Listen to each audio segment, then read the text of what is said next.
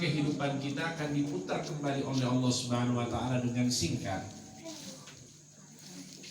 Dan ketika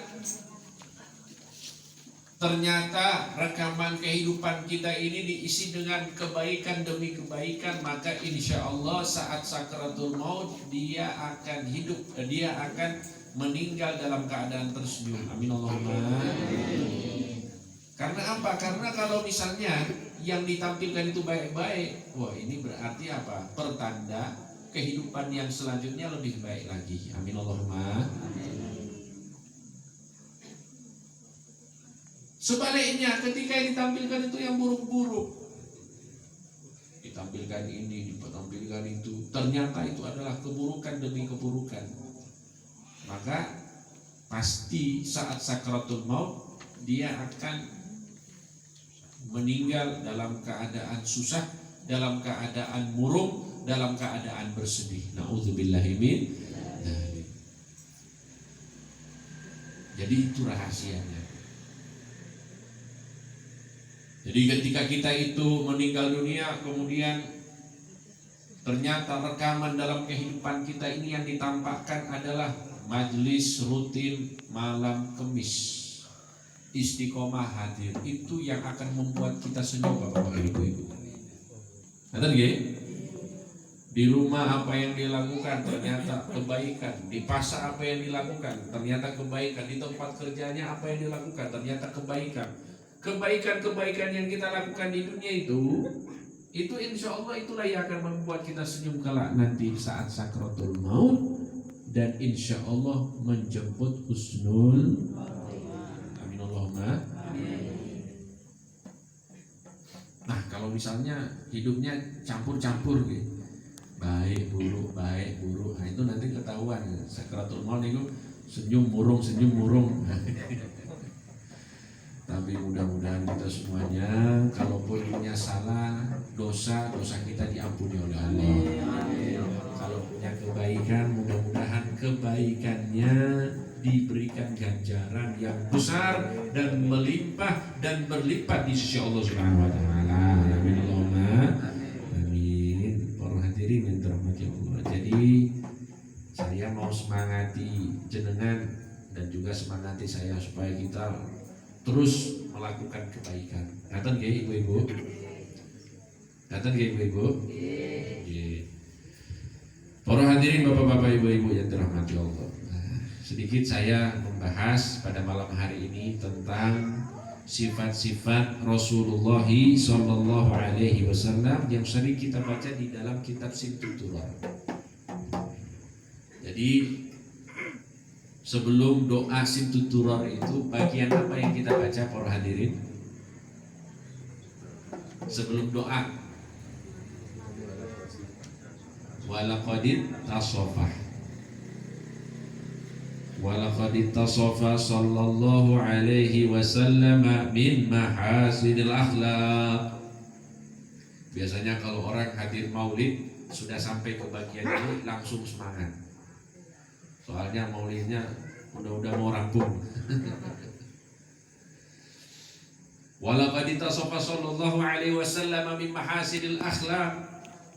Dan sungguh Nabi Muhammad sallallahu alaihi wasallam itu memiliki sifat-sifat dan akhlak-akhlak yang baik yang terpuji. Sallallahu alaihi Nabi Muhammad. Jadi dari awal sini kita sudah bisa membayangkan apa isi dari kitab Maulid ini. Berarti apa? Akan menceritakan tentang sifat-sifat dan akhlak-akhlak mulianya Kanjeng Nabi Muhammad sallallahu alaihi wasallam. Bima tadiqu an kitabatihi butulul awraq, yang mana kesempurnaan dari sifat-sifat dan akhlak-akhlaknya Rasulullah sallallahu alaihi wasallam ini tidak cukup ditulis di lembaran-lembaran kertas yang ada di muka bumi ini. Shallu ala Nabi Muhammad. Oke. Mungkin ada yang bertanya, ini dalilnya apa? Kitab Maulid ini, para hadirin Bapak-bapak Ibu-ibu, perlu saya jelaskan bahwa tidak ada yang ditulis di dalam kitab ini kecuali ada dalilnya, baik dari Al-Quran ataupun dari hadis-hadis Kanjeng Nabi Muhammad sallallahu alaihi wasallam. Rasulullah sallallahu alaihi wasallam memiliki akhlak yang mulia. Apakah ada di dalam dalilnya? Ada di dalam Al-Qur'an, wa innaka la'ala khuluqin 'adzim. Dan sesungguhnya dirimu wahai Rasulullah berada di atas akhlak yang terpuji.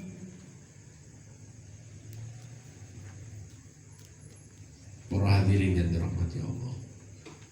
Kalau misalnya ada orang dikatakan akhlaknya terpuji. Halo?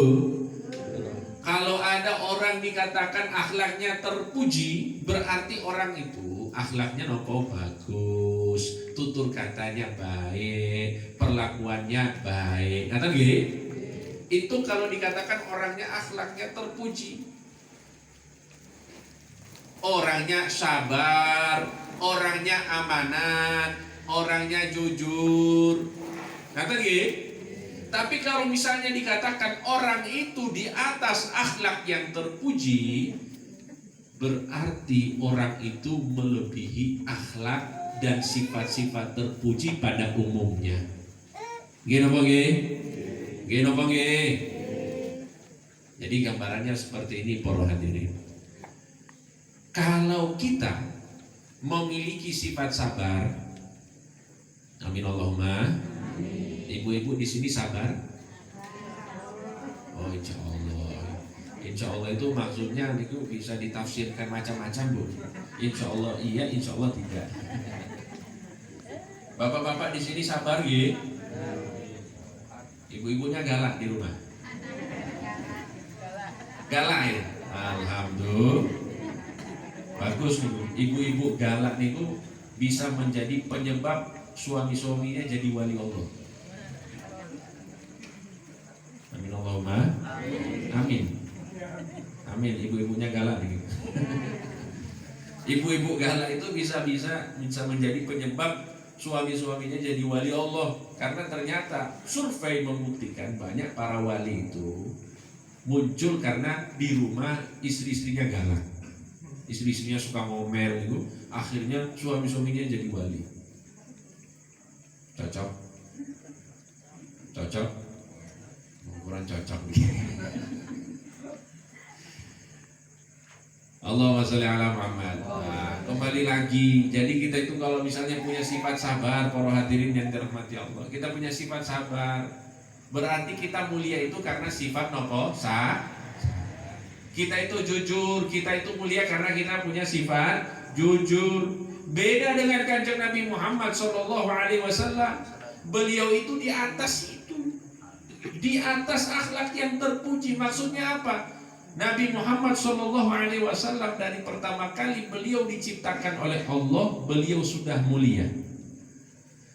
Makanya ketika Rasulullah sallallahu alaihi wasallam memiliki sifat sabar, maka Rasulullah itu tidak menjadi mulia karena kesabarannya. Halo. Rasulullah Shallallahu Alaihi Wasallam kalau beliau jujur, beliau tidak menjadi mulia karena kejujurannya. Rasulullah Shallallahu Alaihi Wasallam amanat, tidak menjadi mulia karena amanatnya, tapi kejujuran menjadi mulia karena itu sifatnya Rasulullah Shallallahu Alaihi. Amanat itu menjadi mulia karena itu adalah sifatnya Rasulullah. Sabar itu menjadi mulia karena itu adalah sifatnya Rasulullah sallallahu alaihi wasallam. Shallallahu ala Nabi Muhammad. Jadi beda nggih Bapak-bapak Ibu-ibu.